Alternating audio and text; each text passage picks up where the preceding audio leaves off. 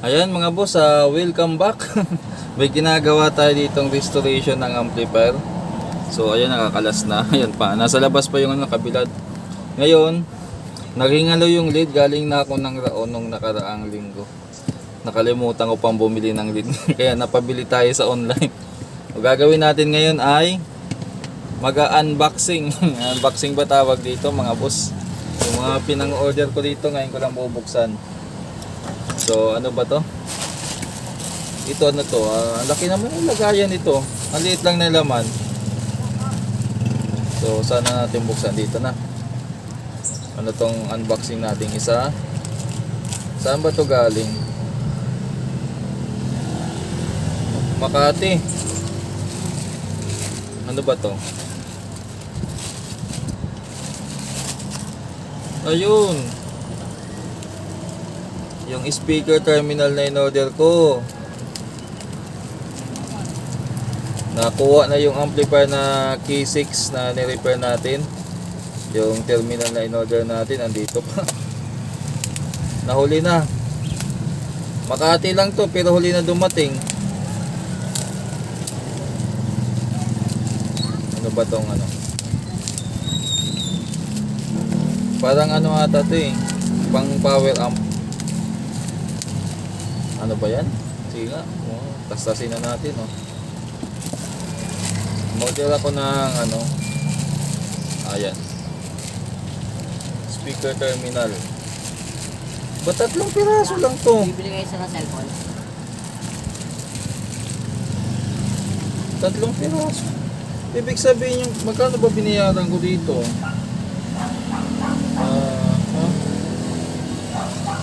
Man. Wala nakalagay.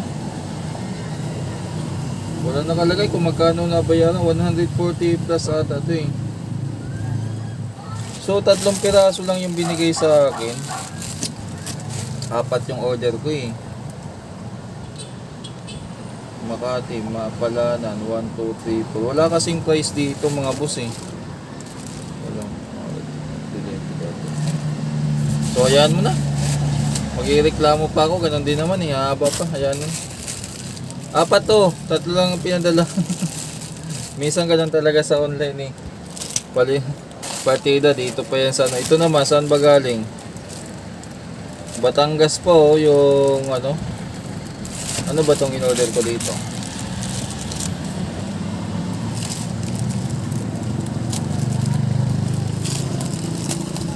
Okay. Ano ba to?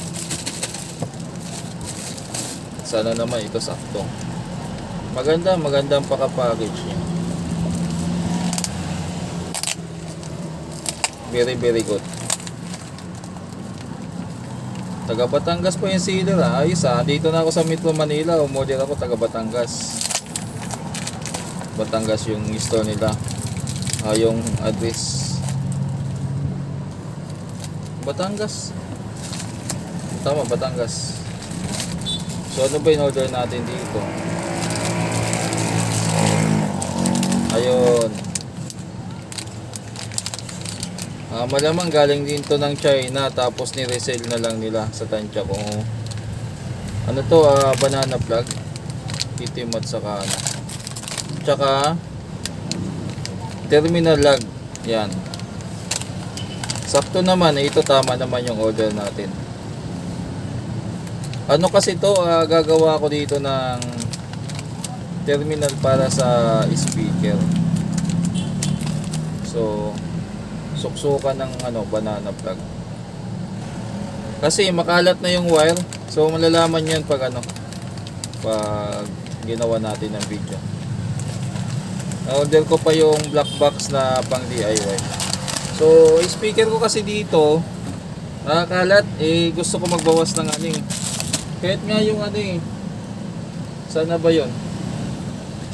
Yung pang audio test ko dito, ayusin ko din to kasi pakalat-kalat, pati yung test valve kailangan ilalagay ko na lang sa ano, i-permis ko na lang kasi dagdag pa dito sa kalat to, naputol na. Baka ililipat ko to ng kaya nag-order ako ng black box na pwedeng paglagyan. Pipix natin kung saang lugar, tapos jack na lang tayo. So yung last, ito yung pinakahuling order ko, ang bilis. May sticker pa si si Helix Hub. Dito yan. May kasama siyang sticker Helix Hub. Yan. Okay yung sealer na yun. Taga taga Batangas. Okay din pala to. Mabilis lang din. Itong si ang medyo disappointed ako. Kanino ba to? Itong garage sale napakatagal na bago dumating, kulang pa yung pinadala. Pero itong Helix Hub, yan, Helix Hub, maganda to. Mabilis din dumating. At saka kumpleto. Maganda, taga Batangas. Ito naman laging kumukuha ko dito minsan ng resistor, ng pyesa. Kay kay tamang pagkakaano ko dito kay Tamagawa. Kay Tamagawa to. Itong natin, pangatlo. Mabilis to kasi lang to Quezon City lang talaga yung address nila. Kaya halos 3 days lang dumating na agad nakabalot pa. Ito yung pinakahuling in order ko na kakarating lang nito ngayong araw. Ito naman kahapon. Ito kahapon din. Ano ba? Wala, may gunting naman tayo. Putol-putulin na natin. Double check natin kung ano yung in-order natin. Yung mga in-order ko, pwede ko naman to bilhin sa round sana kung kung nagawi ako ng ground. Kaya lang nakarang din ko namili na ako. Nakalimutan ko pong bumili ng lead. Kaya yun. Ano ba yan?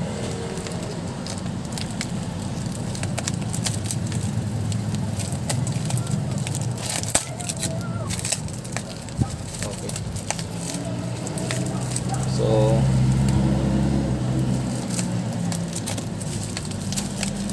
ito yung binili natin, Tamagawa.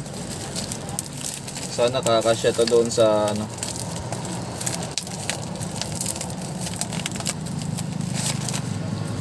yan, Tamagawa na 18 volts by 2, 500 mA. Ayan, may resibo pa nga So nakabox pa. Sa round marami naman ganitong transformer kung mas mura sa round. Magkano ko ba ito nakuha? Wala nakalagay na price. Basta mga 100 plus to mga boss. Mga 150 siguro o pa 200. Ayos nakabalot pa Ang dami niyang balot. So sana kumasya doon sa may ginagawa kasi akong equalizer na sira yung transformer. Yan. 18018. Ayan. Tamagawa. Yan, 100% pure copper. Okay, maganda yung carton niya. Tamagawa talaga. Ito expected soldering lead to mga boss. Dalawa lang naman na order ko ngayon sa Tamagawa. Pero yung transformer sa ako nakuha? Pag nasa round sa Dico o kaya sa Rox Electronics o kaya naman sa Golden Mars. Yan, meron din doon. Yung mga pinagkukunan ko ng ng tawag dito ng transformer. So ayan, naka pa naman. Itong Tamagawa naman sa online 450 ata 450 ata itong ito plus shipping fee. Ano ba? Akala ko 1 yung 1mm yung 0.8. So saglit lang to sa akin, maubos din to agad. Yun lang mga boss, tika lang, ikat muna natin. Hanapin ko yung concert na equalizer. Subok natin itong transformer. Okay mga boss, so ito yung transformer na papalitan natin. Bale, ang nangyari dito ay ano, nasunog siya. Kaya wala na siyang output. So kakalasin natin to at ititesting natin yung nabili natin kung kakasya ba.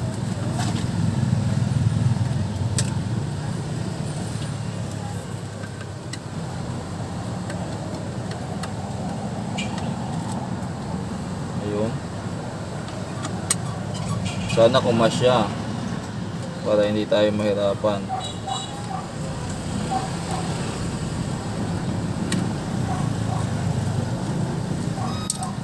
Ayun, nahulog na yung screw niya. Kailangan kasi pantay lang siya dito eh. Pag hindi siya pantay, yari. Yari tayo, yari.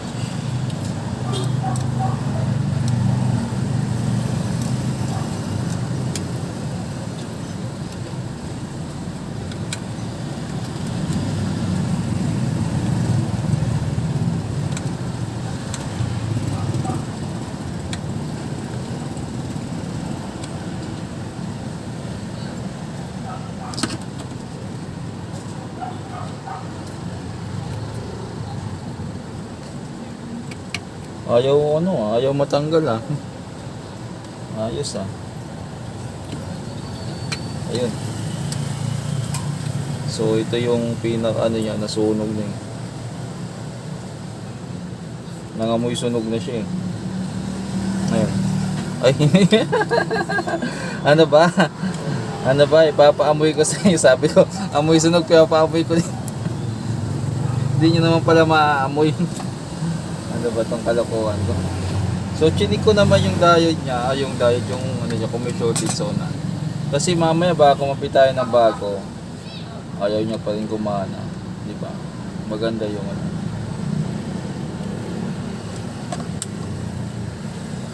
Wala talaga siyang palo.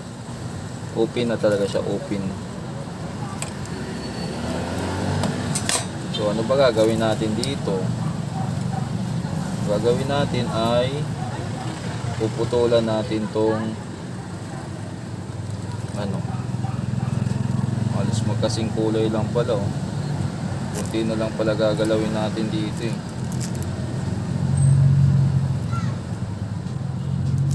Yan, puputo lang tayo ng kahoy niya. O kaya maganda nito mga boss,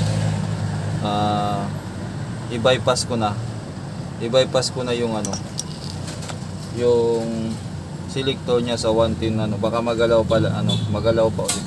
Pero bago yan, isupok pala muna natin kung kakasya. Yun lang, medyo angat-ata ng konti. Sana kumasya ka. Halos same lang naman sila ng height eh. Magkaiba lang ng ano. So pwede. Kasya sila. Sa tornilyohan kaya pwede kaya. So kakalasin natin to. I-disable na natin tong ano, selector niya. Ano ba to? Star on 45. Sana ba yung star dito?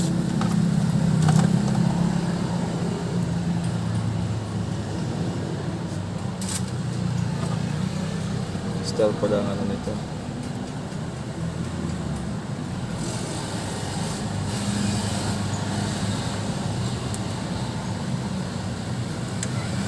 Disable na natin tong selector.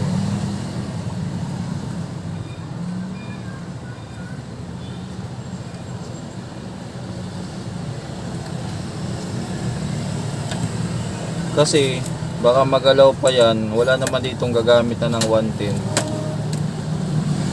Baka magalaw pa yan, lalo pang madisgrasya.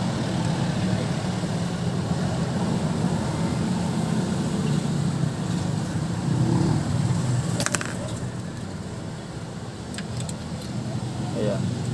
So papunta siya sa switch. Yan. So ang magiging ano lang nito ay ayan, ayusin natin. So ito na yun, puputulin na natin to.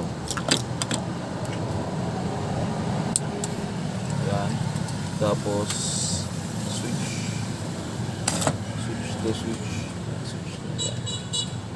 Tapos ground. Tapos ito yun. Ito yung pinaka ano yan. Yan. Ito siyempre babalik pa rin natin. Pero wala na siyang connection. Mamaya na natin ibalik yan. So, ang gagawin natin dyan ay itong itong 110 din niya na tawag dito. Itong 110 din niya na connection, wala na rin yan. Pwede na natin putulin yan. 220 na yung paggagamitan natin. Ganda pa ng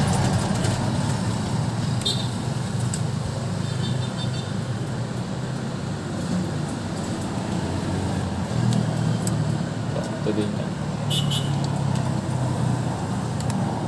So checkin natin kung tama yung connection. On muna natin yung switch. Mag-tester tayo dito sa mukhang mali ata tayo ano ba to? On, naka-on. Yan.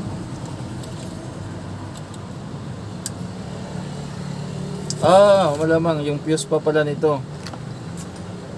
Kasi nasira nga tong nasunog nga tong transformer. Malamang may primary fuse yan dito. Palitan din natin. May fuse pa pala yan dito mga boss.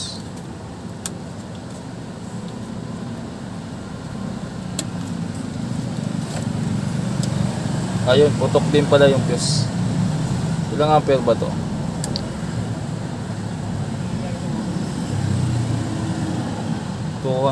So 200 milliampere. So kuha lang ako ng fuse. Lagyan natin.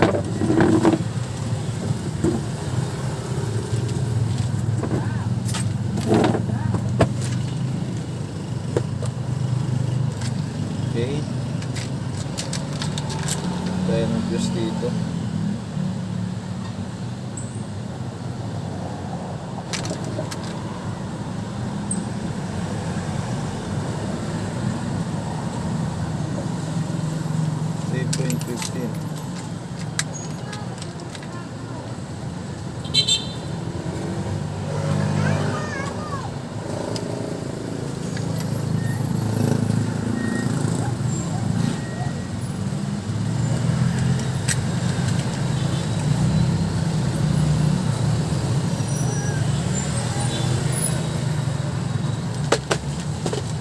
Okay, ito na, may fuse tayo.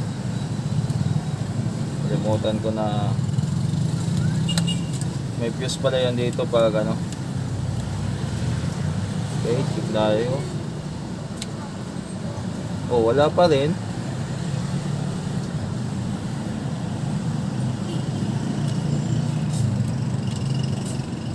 Baka naman sira din yung fuse na kinabit ko, anak naman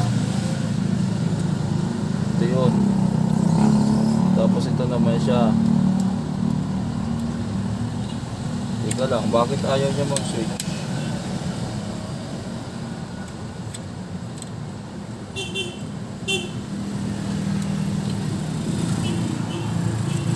Tignan natin.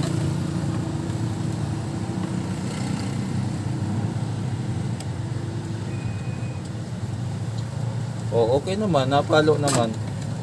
Hindi nyo pala nakita, no? Baka yung kinabit kong fuse may sablay din, anak nang. Loko, sablay din pala yung fuse na naikabit ko mga boss. Ay nako. Hindi ko tinister. Ba't ko na ilagay dito? Sablay pala yun. Ito 1.25. Tester muna. Nakadalawa na, supply pa rin yung fuse. Supply naman to. Ano ba to? Nag-loose na siguro to dito sa puno. Supply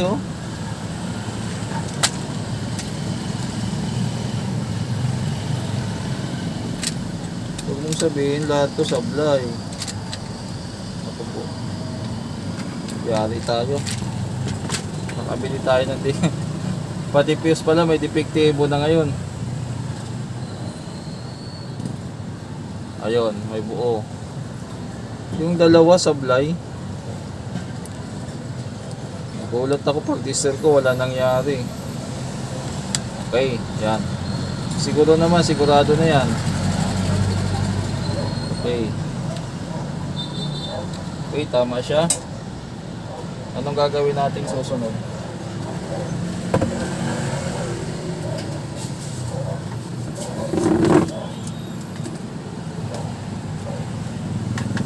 Hinang tayo.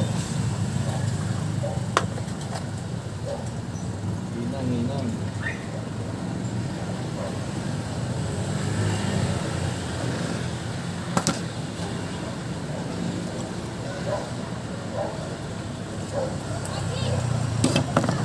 Okay. Kasya ba to? Okay, kasya. Okay, binamanuhan na natin tong Tamagawa din ulit.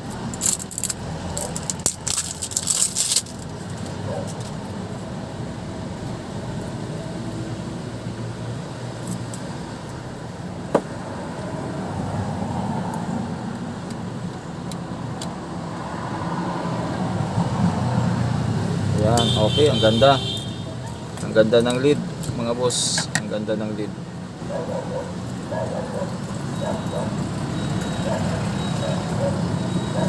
Tunaw agad.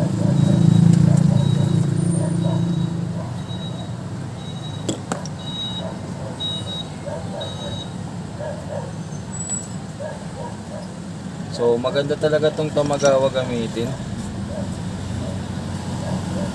Mabilis niya matunaw.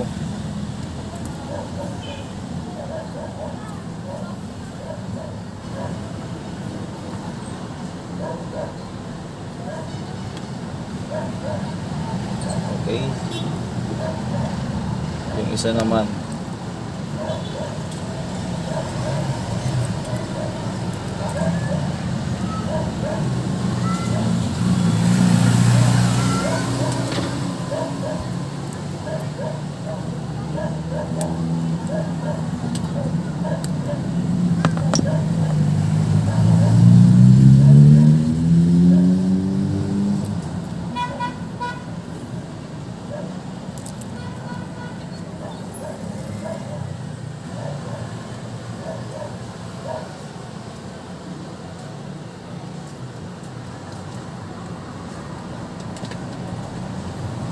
Basta nilighter natin dito, pang ano sana. Ayan. Wala yung lighter natin, mga boss. Paano yan?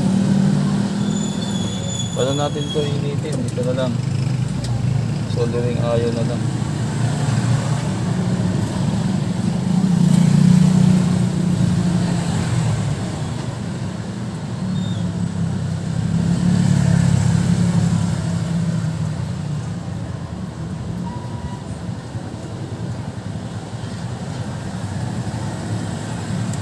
Yung may-ari nito, daming pinagawa sa akin.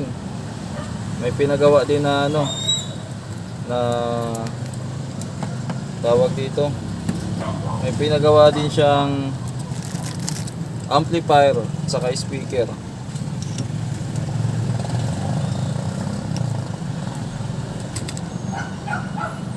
So haba naman ito kung ano.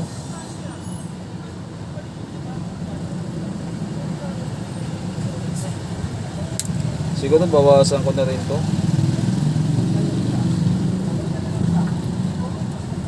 Mahaba na rin kasi.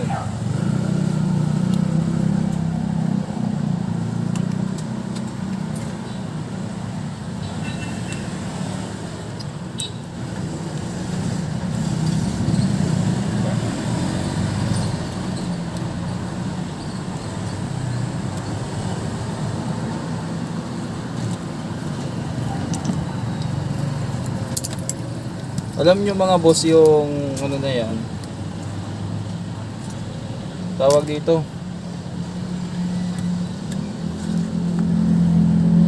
yung transformer na to, wala nang ano yan, hindi ko na yan tinisting.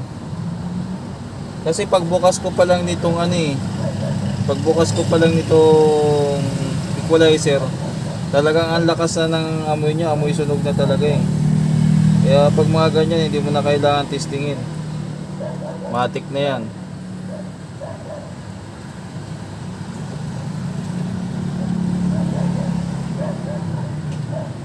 Siguro hindi nabunot na may-ari saksaka, nakababad lang lagi, kaya bumigay. Walang patayan siguro. Yung madalang lang naman tayo maka-encounter ng ano. So sana yung ano natin,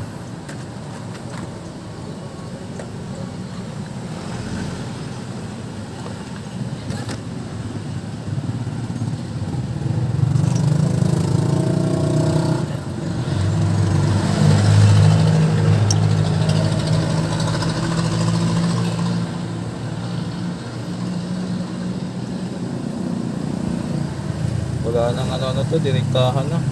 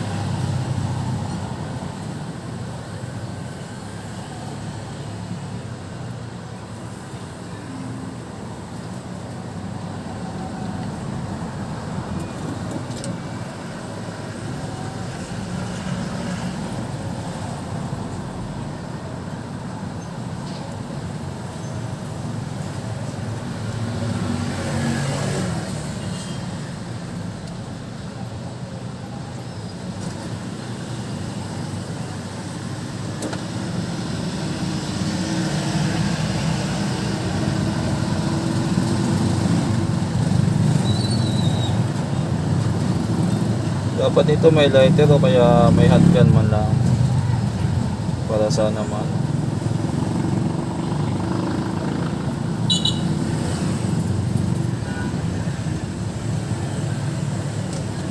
Okay, testing muna natin kung uubra na. Sana ba yung cordon nito?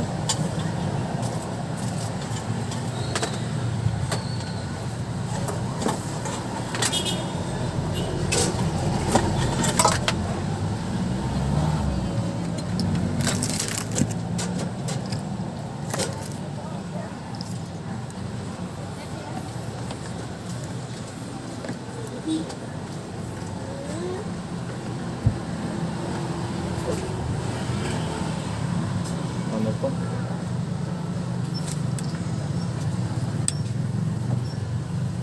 Okay, ayan. Moment of truth. Pag umilaw, ayos. Ayun, umilaw na.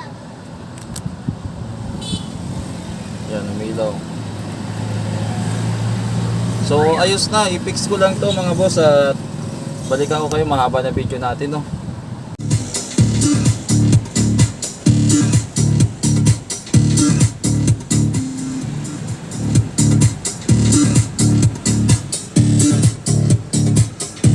So ayos na mga boss.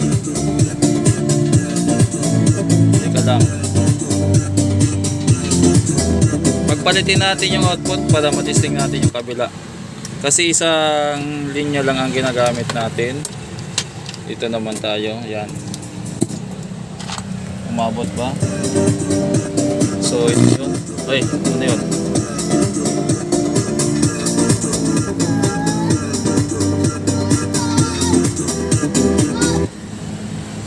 So yan, okay na.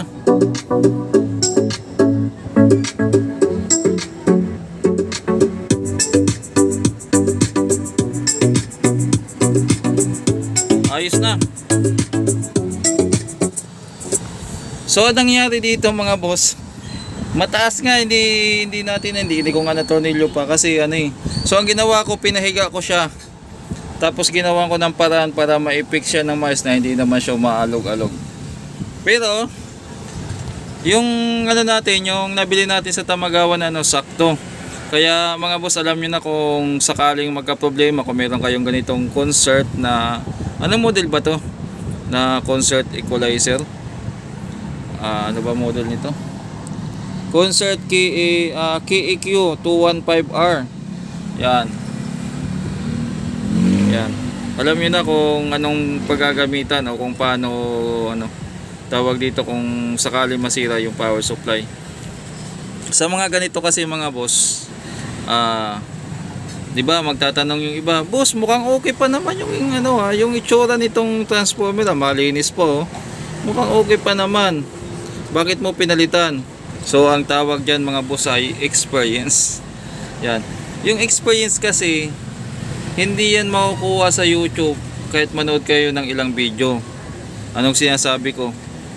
Magigain mo lang yan kung ilang beses ka na nakapag-repair ng amplifier at naka-encounter ng ganong trouble. Ngayon, pwedeng nakita nyo, nagpalit ako, parang wala lang. Parang kunyari, ba't nagpalit ka na parang ano. So sasabihin ko na sa inyo ang magiging trouble niya kung sakaling hindi pa kayo naka-experience. Makikita nyo mukhang malinis pa naman. Tapos magpapalit kayo ng fuse kasi fuse agad na nakita nyo may sabog yung fuse, di ba?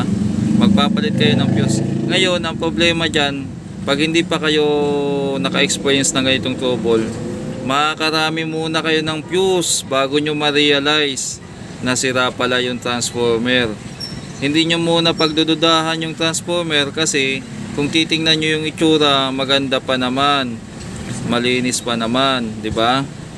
So makakarami muna kayo ng fuse at makakarami kayong oras na sasayangin bago nyo ma-realize na ano. So pag naka-experience na kayo ng ganon, sa susunod naman na repair nyo na ganon ang ma-encounter nyo, alam nyo nang gagawin. Yun ang sinasabi ko na experience. So yung mga na-experience namin dati sa pagre-repair na naging madali na lang ngayon. Pero dati, hinabot din kami ng siyam-siyam bago namin man yan.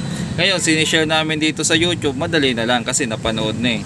Pero malamang sa malamang yung iba dito, sigurado ako mayroong magsasabi, mukhang malinis pa yung transformer, bakit mo pinalitan? Mo makintab pa. Tawag dyan experience mga boss. Kaya hindi lahat, kahit sabihin natin nanonood ka sa YouTube, nakita mo na kung paano procedure. Pag hindi mo naman yung natutunan mo, pag hindi mo namang in-apply yan sa actual, wala rin mga boss. Parang ako na mismo, isasampol ko yung sarili ko.